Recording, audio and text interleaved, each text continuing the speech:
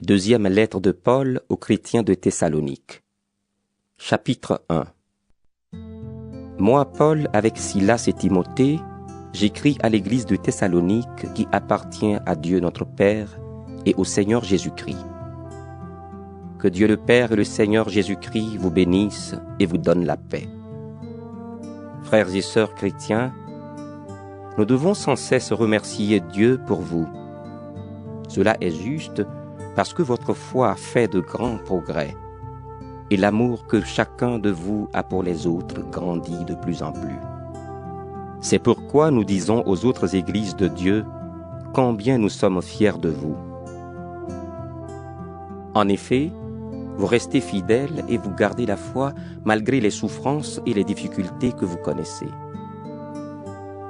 Ces souffrances montrent que Dieu juge avec justice.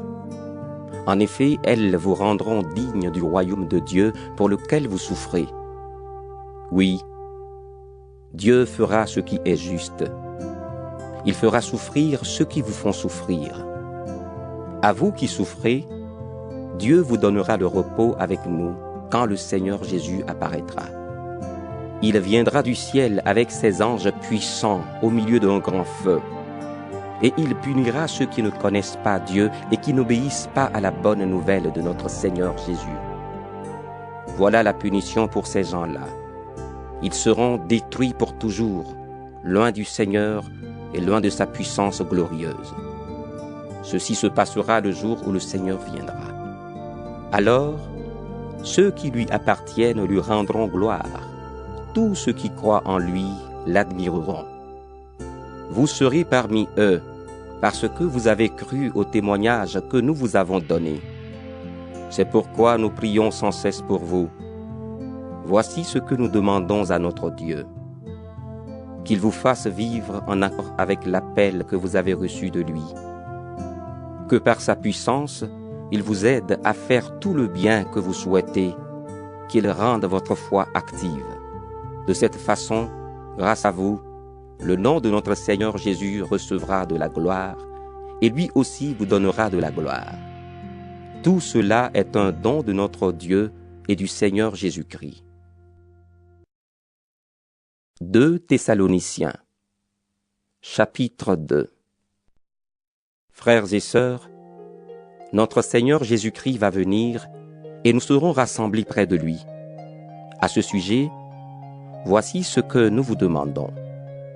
Si quelqu'un vous dit que le jour du Seigneur est arrivé, n'allez pas perdre la tête trop vite, ne vous laissez pas effrayer. On peut vous donner cette nouvelle comme une parole qui vient de Dieu, ou bien comme une parole ou une lettre qui vient de nous. Ne laissez personne vous tromper par n'importe quel mensonge. En effet, ce jour n'arrivera pas avant la grande révolte contre Dieu.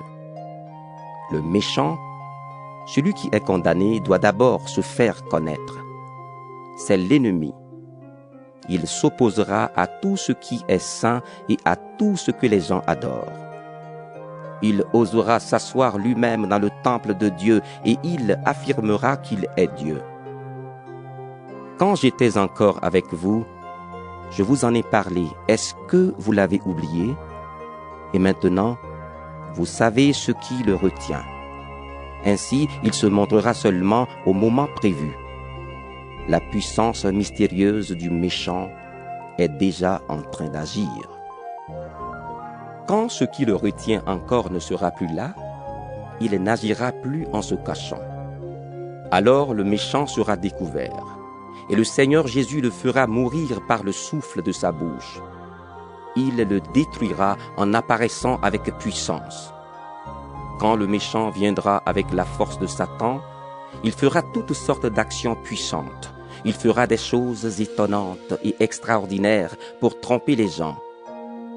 Par toutes sortes d'actions mauvaises, il trompera les gens qui se perdent.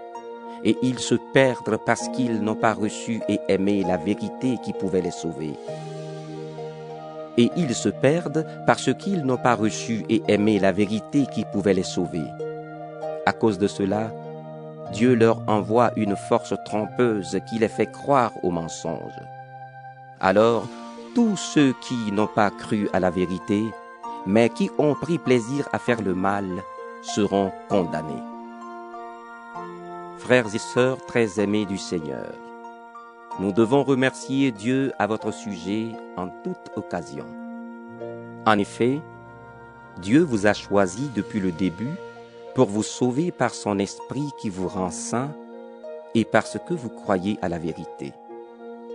Il vous a appelé à cela par la bonne nouvelle que nous vous avons annoncée pour que vous participiez à la gloire de notre Seigneur Jésus-Christ.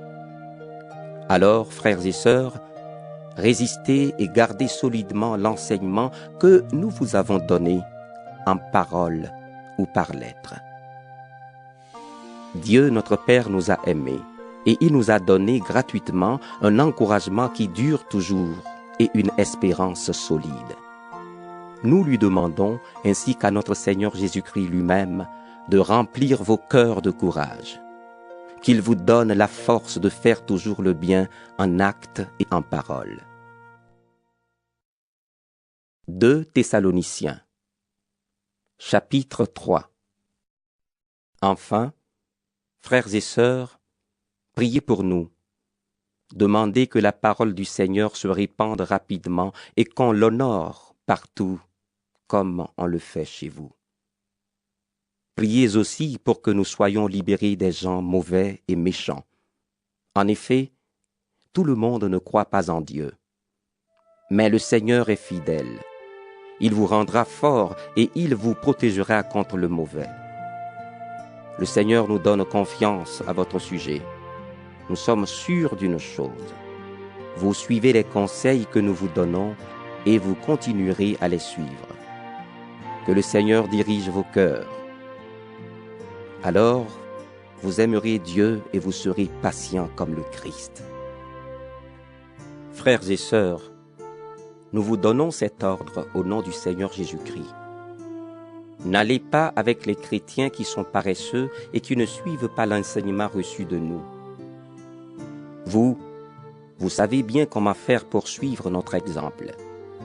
Chez vous, nous n'avons pas vécu comme des paresseux. Nous n'avons demandé à personne la nourriture que nous avons mangée. Mais nous avons travaillé durement et nous nous sommes fatigués nuit et jour. Nous avons travaillé pour ne rien vous coûter. Bien sûr, nous avions le droit de recevoir votre aide, mais nous avons voulu être pour vous un exemple à imiter. En effet, quand nous étions chez vous, nous vous avons donné ce conseil. Celui qui ne veut pas travailler, qu'il ne mange pas non plus. Pourtant, nous entendons dire ceci. Parmi vous, certains sont paresseux. Ils ne font rien, mais ils se mêlent des affaires des autres. À ces gens-là, nous donnons ce conseil, ou plutôt cet ordre au nom du Seigneur Jésus-Christ. Travaillez dans le calme pour gagner vous-même votre nourriture. Et vous, frères et sœurs, continuez à faire le bien sans vous décourager. Si certains n'obéissent pas à ce que nous disons dans cette lettre, prenez cela au sérieux. N'allez plus avec eux pour qu'ils aient honte, mais ne les traitez pas comme des ennemis.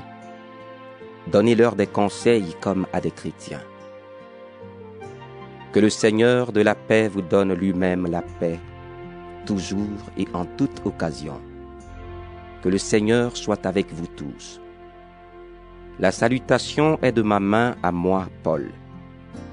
Voilà comment je signe toutes mes lettres. C'est mon écriture. Que l'amour de notre Seigneur Jésus-Christ soit avec vous tous.